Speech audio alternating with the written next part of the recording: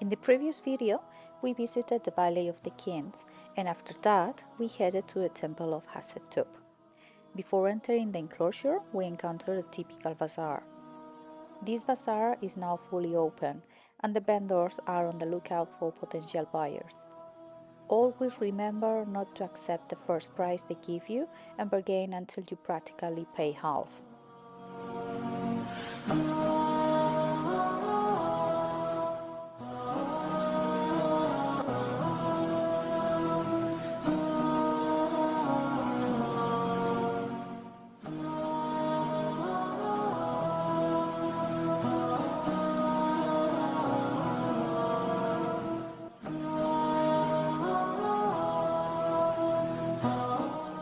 After passing the security check, as in the previous visit, buggies are waiting to take us to the temple.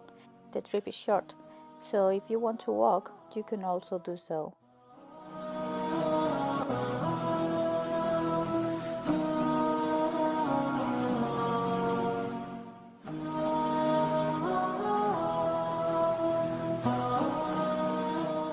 The mortuary temple of Hatshepsut dates from the New Kingdom. Hatshepsut was one of ancient Egypt's first female pharaohs, and she had herself represented pictorically as a male. As the daughter of the most powerful and popular god in Egypt at the time, Amun, Hatshepsut was claiming for herself the special privilege to rule the country as a man would. She served as a co-regent with her nephew Thutmose III. As a woman in a traditionally male position of power, Hatshepsut understood she needed to establish her authority and the legitimacy of her reign in much more obvious ways than her predecessors, and the scale and elegance of her temple are evidence of this.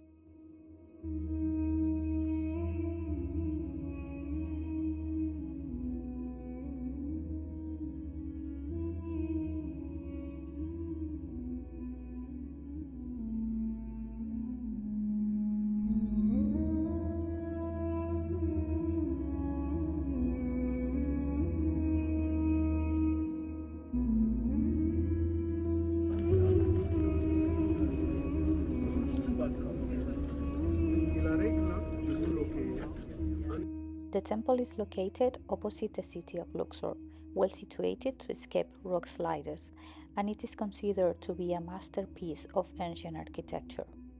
The whole complex was built into the cliffs of Deir el-Bahri and the sanctuary of Amun, the most sacred area of the site, and it was cut from the cliff itself. It was a completely innovative concept that will serve as both a tomb and a temple. Queen Hatshepsut is buried in the Valley of the Kings and has the longest tomb in the valley. The burial chamber is nearly 215 meters from the entrance and descends 100 meters into the rock.